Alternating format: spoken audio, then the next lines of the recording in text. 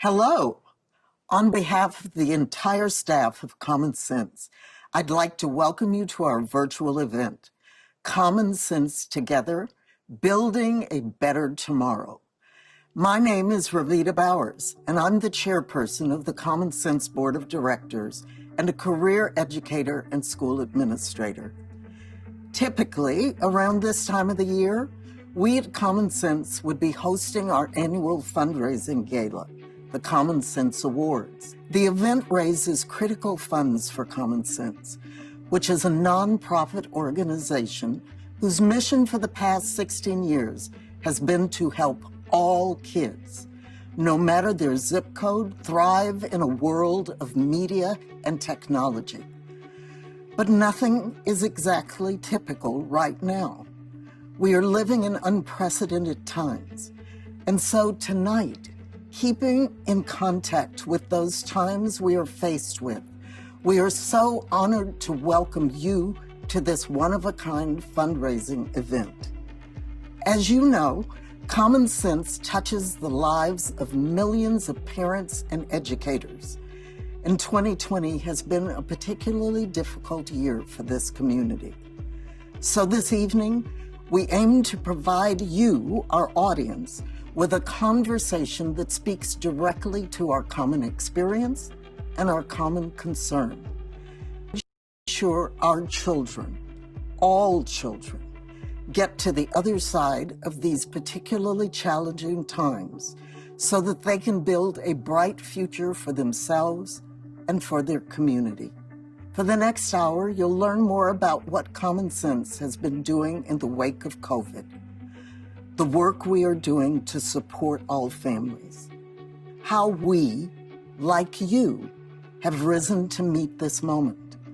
And we are fortunate to be joined tonight by leading experts for an exclusive conversation about the educational inequities that have been laid bare by the pandemic and what remains to be done to help our children, our schools, and communities. As an organization, Common Sense is committed to the health, safety, and education of all kids. And we are so grateful for your presence and support here tonight. We are deeply grateful for everyone who has already donated so generously, and especially appreciate our co-chairs, host committee, and foundation and corporate supporters. It's only through your generosity that we're able to provide the programs, initiatives, ratings and reviews, curricula, and research that has become indispensable to families and schools everywhere. COVID-19 can be characterized as a pandemic. Be prepared to do things such as closing schools, social distancing, teleworking, and things like that. We just sent everyone home, assumed they had internet, assumed that they had a computer or a tablet or a printer. I mean, it just starts blowing my mind that we just didn't even think about this. When the pandemic hit and quarantine started, we had kids at home and we found some bad habits with regard to technology. It all happened so fast, it really caught us off guard. We honestly didn't know where to turn. Common Sense Media is a remarkable resource for families and parents. It's impossible for parents to stay on top of the ever-changing media landscape. That's where Common Sense helps. We are a nonprofit organization and really the leading kids media and advocacy organization in the U.S. Common Sense Media and Common Sense Education, they have been great partners for us. Most schools in the United States are Common Sense schools, and we give them a K-12 curriculum about the safe, responsible, smart use of media. When teachers first start looking at EdTech, I send them to Common Sense as the first place to go. We're always building the plane while it's flying. I know that whatever you guys are putting out has been vetted and carefully thought about. Welcome everyone to Distance Learning with Common Sense. Today we are going to be discussing how we can support our students from a distance. We have a huge problem with the digital divide in our country. A new study by Common Sense Media finds up to 30% of K-12 students nationwide don't have the basic internet service or the devices they need to attend online school. So we actually also launched a campaign called Connect All Students to really get some of these stories, not just in rural areas and low-income areas, but all over the country. Internet shouldn't be something that just people that are more affluent have the ability to purchase. We wanted to make learning from home an experience that inspires kids, supports teachers, and provides some real relief to families. We called it wideopenschool.org. Common Sense launched a portal. It's called Wide Open School. It's a free collection of the best online learning experiences.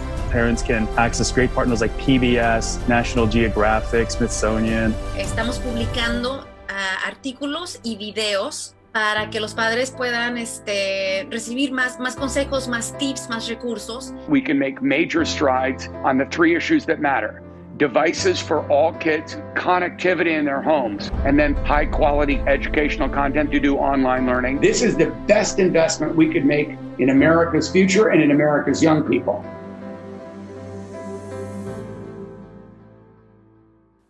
Hi, everybody, and welcome to our first ever Common Sense Media virtual fundraising event. We have had our share of annual awards events, but this is definitely our first virtual one, and we are so glad that you're here to join us. And again, thanks so much for your support. I'm Jim Steyer, the founder and CEO of Common Sense Media. I don't have to tell you that the world has changed dramatically in the past few months, and 2020 has literally seen the world turn upside down.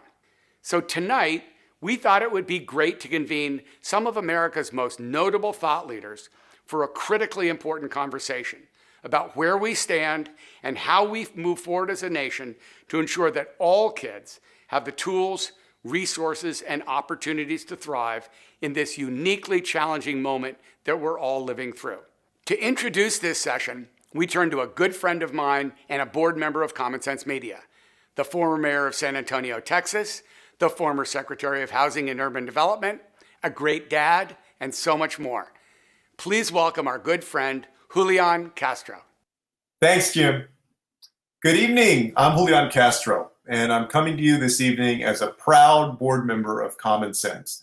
I've been involved with Common Sense for several years now because I strongly believe in its mission to support all kids, parents, and educators.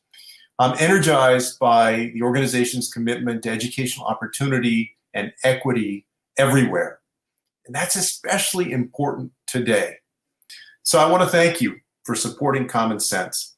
And tonight, I'm honored to introduce a terrific panel of experts to talk about our theme, Building a Better Tomorrow. So tonight's guests include Geoffrey Canada, that I'm sure many of y'all are familiar with. He founded the Harlem Children's Zone.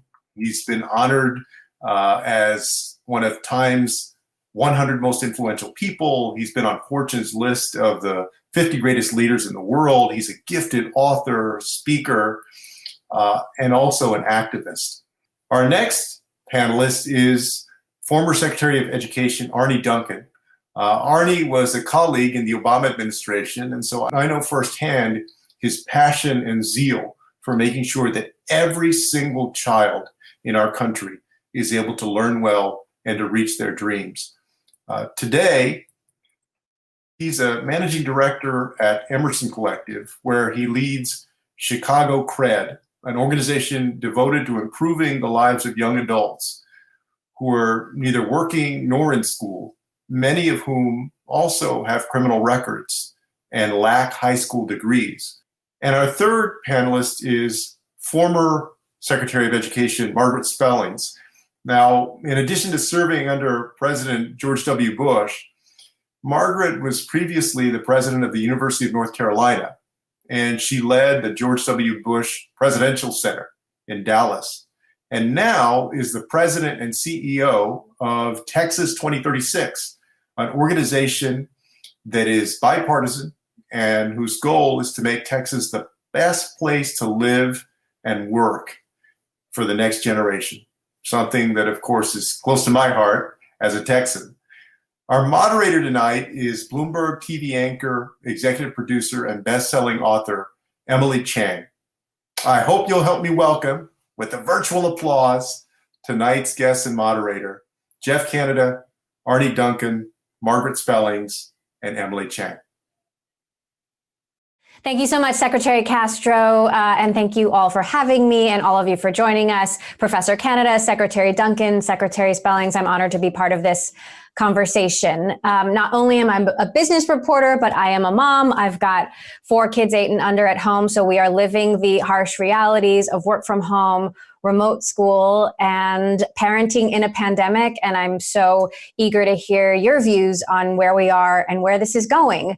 So I want to get started by hearing your thoughts on the state of play. How do you think the return to quote unquote school is going so far?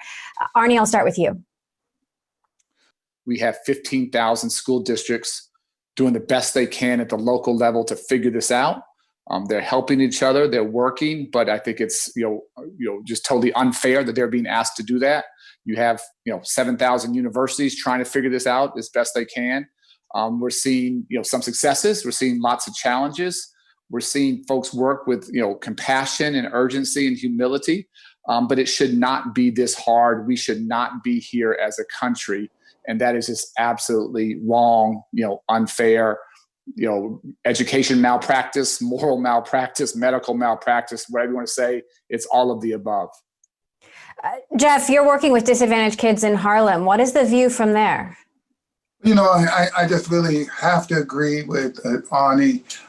This thing is so complicated. And when you say we're literally figuring it out on our own, we're absolutely figuring it out on our own. And I keep thinking, why are we all reinventing the wheel here? We know certain things are going to happen. Kids are going to show up. We're going to suspect they're sick. We're not going to know if it's a cold or the flu or COVID. We're all going to, so what do? You shut down the whole place.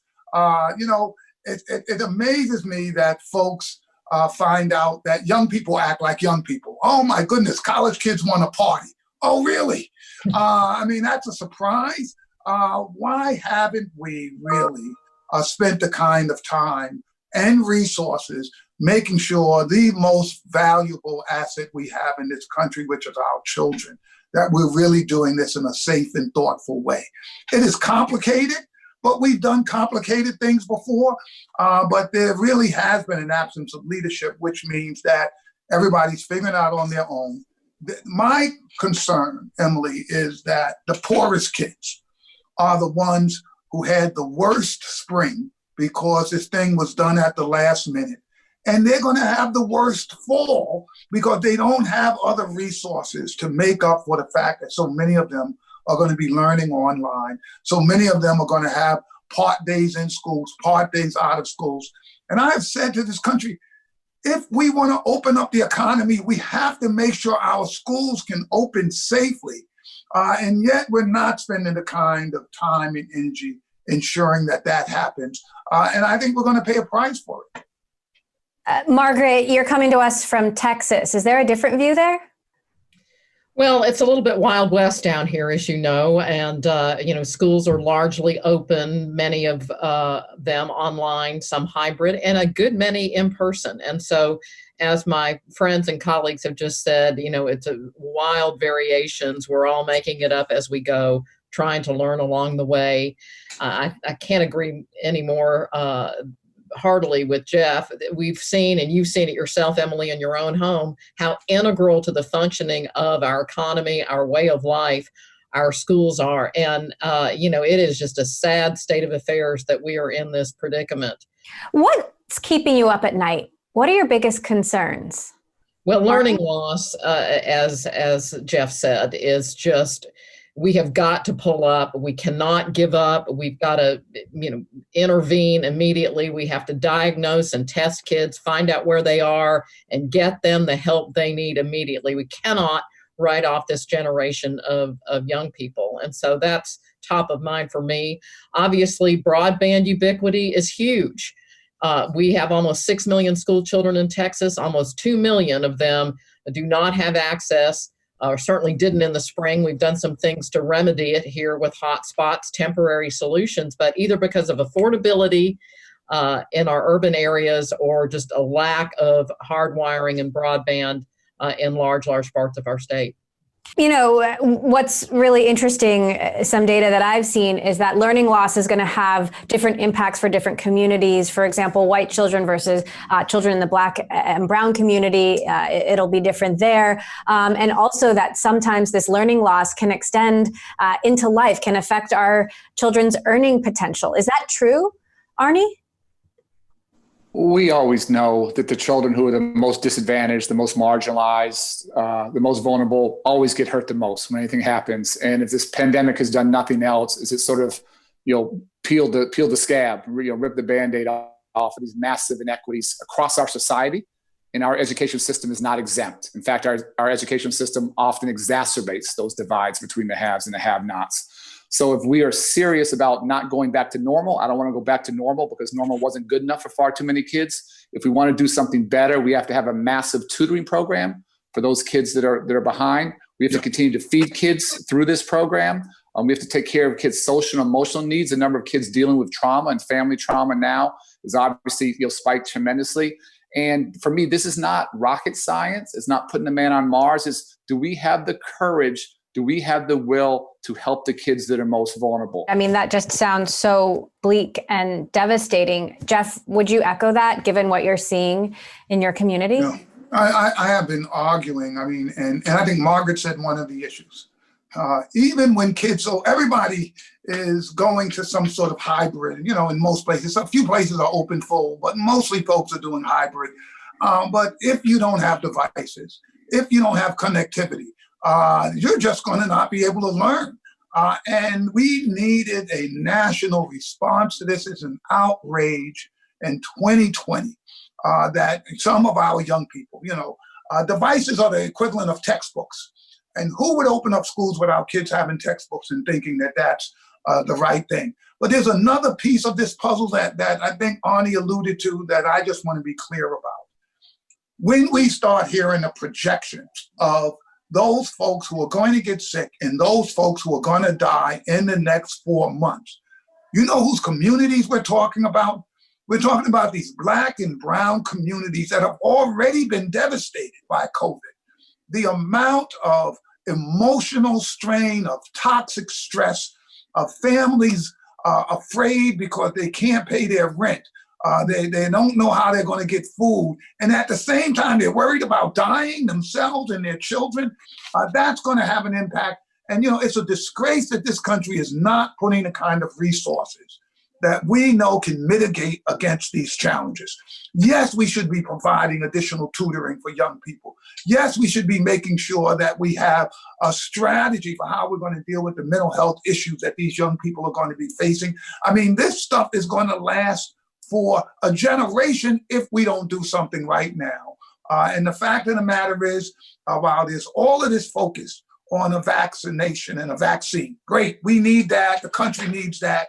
I'm telling you that this issue of our young people is as important, and you see none of the focus, you see none of the resources, you see none of the investments going into making sure that our children and our teaching staff have the resources necessary to help us get through this pandemic and out the other side of this pandemic. So what would you like to see the administration do? What would you like to see Congress do? Well, I'm going to say one thing. Can I just say one thing right off the bat? Is that we want to open up the economy, but my kid is only in school 2 days a week. So what am I supposed to do if I'm a poor parent the other 3 days? No one's talking about adequate child care, making sure parents have the resources so they can go back to work, knowing that their children are not going to be able to be in school 5 days a week. I mean, that is a simple, basic thing that if you don't solve that, our economy is not going to be able to recover. So that's just one thing I think we need to make sure poor families have child care dollars so they can continue to work in all the essential services that they're working in right now. I'm curious, Arne and Margaret, if you were in the administration, if you had the president's ear, what would you be telling him? What would you be doing differently? Arne and I have done a few of these things together, and I am 100% confident that we both would have engaged with the CDC. I mean, I'm talking months ago, 6 months ago, with CDC, with our friends at the FCC, the technology people, the White House. We would have Operation Warp Speed for students and kids. And we would have brought experts to bear. We would have provided some guidance. We would have said, when you have an outbreak, do you isolate the 5th grade for how long? I mean, we would have brought some expert practice to the field instead of this let's make it all up business. We would have resourced the issues as if we cared about it as much as we do the vaccine, in which we need. But it's a sad commentary that those things have not been done. Now, fast forward to now, we need a research agenda so that we can figure out what are we learning out there? How do we intervene most effectively with students? And I want to say one quick thing about learning loss, and that is we are all going to pay the price. Our economy is going to pay the price.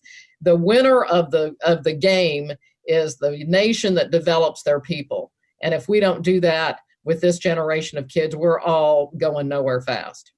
Arne? Emily, yeah, I'll just add, again, we can talk tactics, we can talk strategy, we can talk all that stuff, but it's much more fundamental than that. For me, it's two things. One, you have to do public health first, you do public education second, and then you reopen the economy third. It has to go in that order: public health, public education, the economy. We have tried to take that in some other crazy order, and it just doesn't work.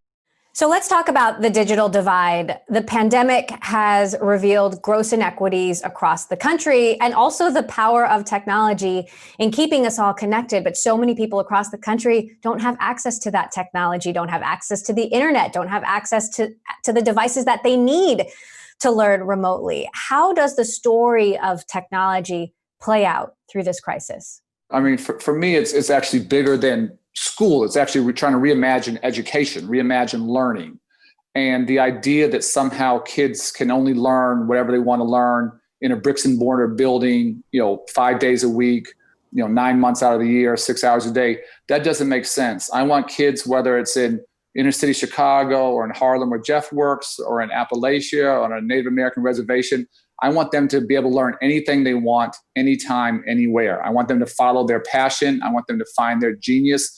That's what technology can do. And that's what we have to do going forward. As Margaret said, access to technology, to the internet, should be as ubiquitous as access to water and electricity.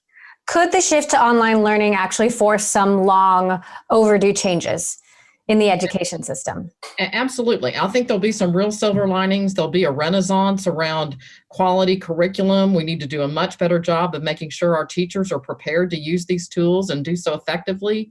Blended learning is very different than, standing up and for the sage on the stage, as they used to say. We're going to embed progress monitoring and assessment along the way.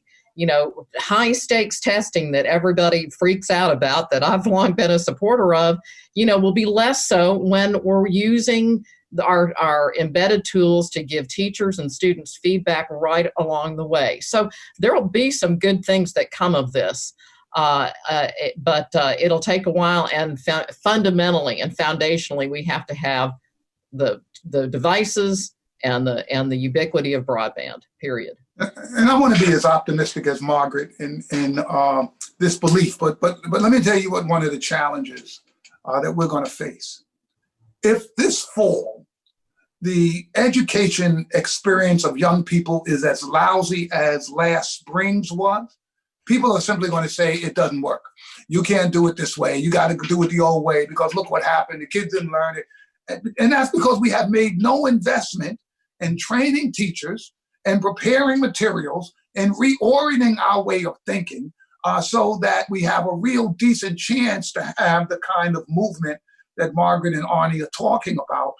And it's going to take us to get off of our inertia right now, simply pining for the good old days, right, which were never that good, and taking this as an opportunity to try and do instruction in real time using this technology. And I think we've got to encourage educators to do what the scientists have done, which is to share best practice, to collect it, to say, let's make this education experience as, I think, as high quality as possible during this time with our young people. And we need some leadership to get some of that done. Now, Arne, you said you don't think the education system should go back to normal when life returns to normal, if it ever does return to normal. What do you mean by that? Well, I think this is a time to reinvent and to reimagine. So there are a couple different things we're talking about. I think what Jeff and Margaret just said, this idea of blended learning, great technology coupled with great teaching, that has to be where we go. All the studies, all the research show that's the best way for people to learn. Our kids are growing up with devices. It's natural to them, and meeting them where they are is really important. I've talked a lot about this move from seat time to competency. Passing algebra, not by sitting in algebra class for 9 months, but passing algebra when you know algebra. That might be after 3 months. It might be after 9 months. It might be after 15 months, thinking very differently about that. The idea of individualizing instruction, not teaching to the midpoint of a class of 25 or 30 or 35 kids, but meeting every child where they are in every subject. And those that are high flying, helping them move faster, those that need some additional time, give them that. Those that need to get additional support, additional tutoring, give them that. So again, we could think about this in a very, very different way coming out of this if we have the courage to do so, if we have the willingness to do so. Now, schools in Cleveland, for example, are considering throwing out grade levels altogether. Margaret, is that the sort of dramatic change that could be necessary at a time like this, or could the pendulum swing too far in the wrong direction? No, I think those are the kinds of things. That's essentially competency-based education, exactly the kind of thing that Arne's talking about. The other thing that strikes me is, we had this idea about our teacher corps that we're going to have an adult and 25 or to 30 kids working with that one adult. Why don't we have the world's greatest lecturer beaming out to thousands while we have reduced ratios and more interaction individually with kids? So we need to really break the mold and do a lot of things differently. And that's why I think the federal government could be, and maybe our flagship universities, doing a research agenda around some of these things so that we're learning and improving practice along the way. We are seeing those laboratories of democracy all over the place, and we ought to learn something out of this exercise. I'm curious for your thoughts about higher education because, I know there are many seniors in my community who aren't going to college next year. They're taking a gap year. They don't know what they're going to do next. Their colleges weren't going to open, so they didn't want to go to school virtually. There's been questions about whether a college degree is still necessary. Jeff, what are your thoughts on that? I think colleges are built on the old model, right? You're getting a degree in psychology and economics or something, and you were able to write the paper. Is that really necessary today? I'm not sure it is, but I think it's a model that works, right? It's a business model that works, and I think some of us are going to have to do a lot more yelling and screaming to come up with something that's going to better serve our students so they're able to go into the labor market and be more productive and more efficient. I want to react quickly on the gap year issue because all the research tells us that when disadvantaged kids drop out or stop out, their prospects for completing are pretty minimal.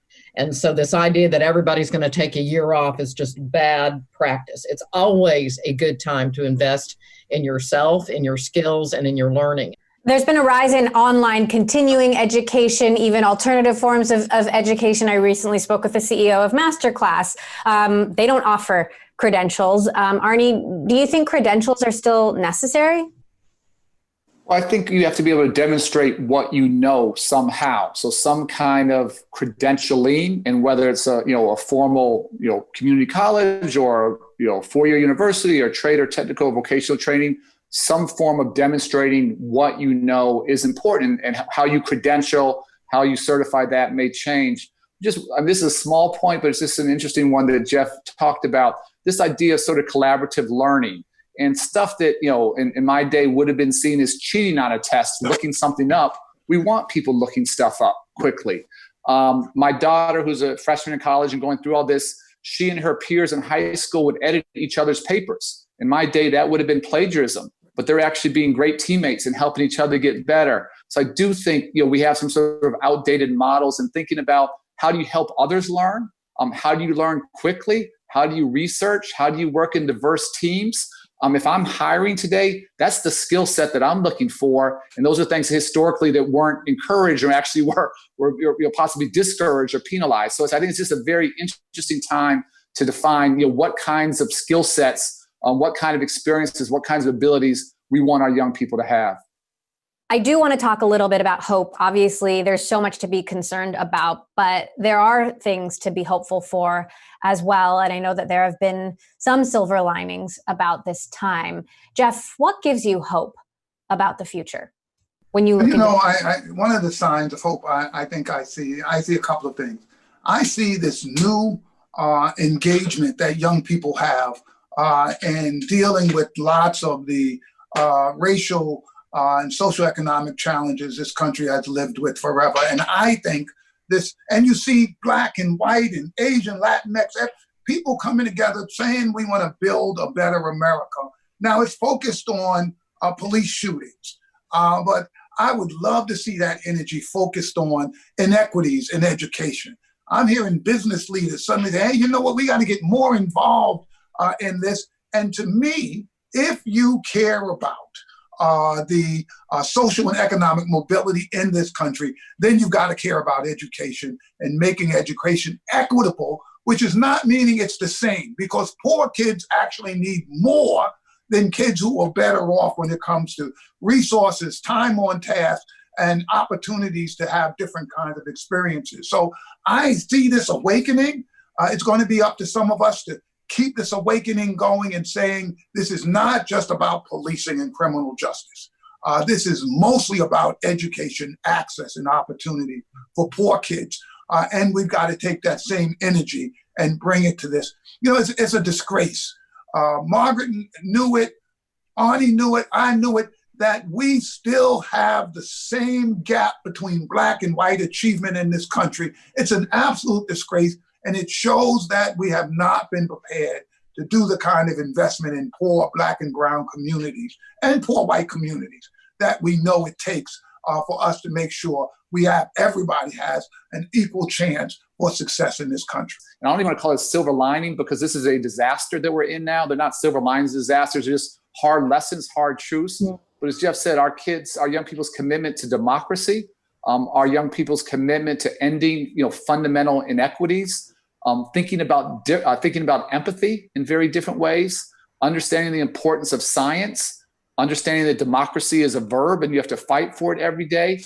Coming out of these hard lessons that our young people are being forced to learn, has a chance to make our country, I hope, much stronger for the next 3, 4, 5 decades. Margaret, what is the path to a positive future? One of the hard lessons we've learned is how interconnected we are, that your neighbor's health matters a whole lot to you.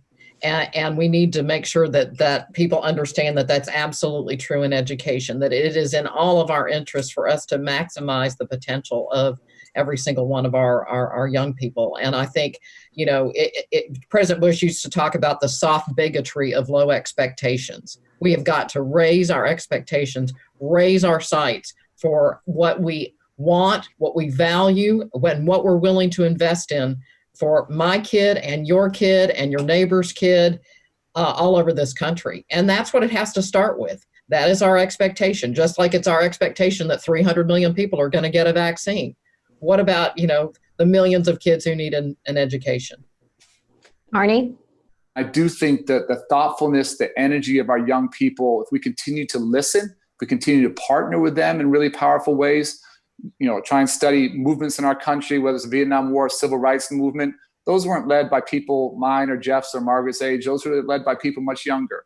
And I think this time is no different. And their energy, their passion, I hope and pray will lead us to, again, much more fair, much more just, much more equitable country.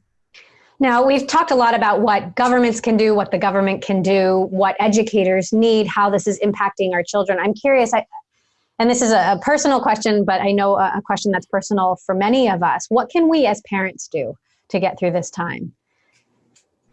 Well, the first thing I would say is young people expect their parents to know everything. And until they get to be about 13 or 14 and they think they don't know anything. I think we've got to have some tough conversations. Here's what's going on. We're traumatizing a whole nation. We've learned about post-traumatic stress and what it does and how long it lasts. We need to begin to have open conversations about fears, about anxieties, about future. I saw this thing where a kid out in California asked his mother, because the sky was red, is this how the dinosaurs died? And it just kind of blew me away that kids going through things are trying to make sense out of their world. And they're trying to make sense of what's happening with COVID.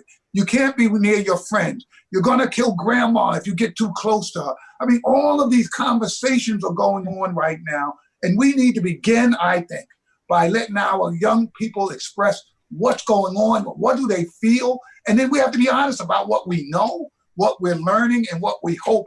And above all, I think we have to tell young people, in many ways, us older folks say, yeah, this too shall pass. But when you're 7, a year is 1/7 of your life. It seems like forever. And we've got to help young people get through this in an optimistic way, knowing that they're going to have an emotional reaction to a lot of this work. That was incredibly powerful, and I think a great place to end our conversation.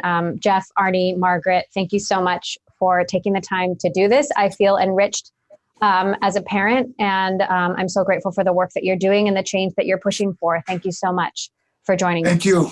Thank you, Emily. Thanks so much, Emily, for guiding us through this critical conversation tonight. And to my friends, Jeff, Margaret, and Arne, for telling it like it is. Your passion, your commitment, and your unflagging pursuit of educational equity means a brighter future for all of our kids. And you guys are amazing leaders in your own communities and at the national level. But there's so much more work still to be done. As we all know, access to quality education should be a fundamental right for every child in the United States of America, regardless of the color of their skin, their family background, or the zip code that they happen to be born into. This is actually the heart and soul of Common Sense's mission. And that's why we will not give up the fight until we close the digital divide once and for all. It's an absolute no-brainer. So I'm asking you this evening to make a generous donation to support our efforts. Together, we can all create a healthier, more just, and equitable future for every child in this country. Despite all of the challenges that you've heard about this evening, we should actually all be hopeful, because while the pandemic has clearly brought more than a few hardships to all of our lives, we've seen millions of parents and educators come together and forge a deep bond on behalf of their kids. We've seen how young people across the globe and across this nation are highlighting injustices, speaking truth to power, and mobilizing for a better world. That should give us all great hope. So let's close out the evening with some messages of real hope from parents, from teachers, and most of all, from kids themselves. Again, thank you so much for joining us and for your support of Common Sense. Stay healthy, stay safe, and stay strong.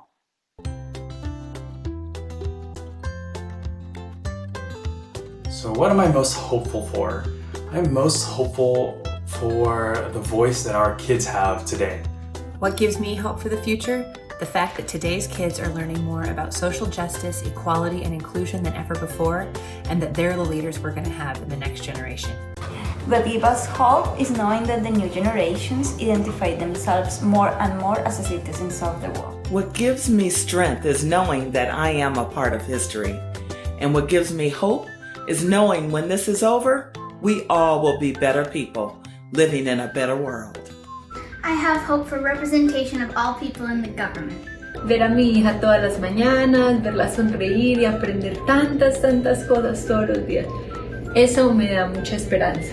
What gives me hope for the future is seeing people come together to help one another. My 3-year-old niece, whose joy and laughter lights up my life and makes me want to make this world a better place for her. Lo que me da fortaleza en este tiempo es mi familia. In this situation, what gives me hope for the future is my family and the love for my family. Being together is the most important thing to get through it. What gives you hope for the future? Flying cars. What gives me hope is seeing so many people that have been affected by COVID who are ready to adapt to a change and are always trying to look for better solutions. Knowing that no matter what happens, we will always have the support of our friends and family. As I connect with my daughter and her teacher every morning, they are the ones who give me hope. And they allow me to know that honestly, everything is going to be okay. What gives us strength? Donuts. What gives me hope is that amid all of this, some things are managing to remain normal. We realize the thing that gives us the most hope for our kids in the future is our kids. What gives you hope about the future? Love and kindness. Lately, I've been really meditating on this particular quote from Baha'u'llah that says, "Create in me a pure heart, O my God, and renew a tranquil conscience within me, O my hope." Any hope for the future comes from knowing that things are temporary and will change. What gives me hope for the future is just knowing that all the amazing work at Common Sense Media will continue to help make a positive impact on kids and families. What gives me hope for the future is young people. They're courageous and mobilized, and they're using their mobile phones and social media to reveal injustice and to organize protests and make the world a better place. Lo que me da fortaleza en este tiempo son mis hijos, salir adelante por ellos, le echo ganas por ellos. It's going to be okay. We're all in this together, and we're going to get through this time together and come out of it even stronger than before. You're broken down and tired of living life on a merry-go-round, but you can't find the fighter. But I see it in you, so we're gonna walk it out and move mountains. We're gonna walk it out and move mountains. And I'll rise up, I'll rise like the day. I'll rise up, I'll rise unafraid. I'll rise up, and I'll do it 1,000 times again. And I'll rise up, high like the waves. I'll rise up, in spite of the ache. I'll rise up, and I'll do it 1,000 times again.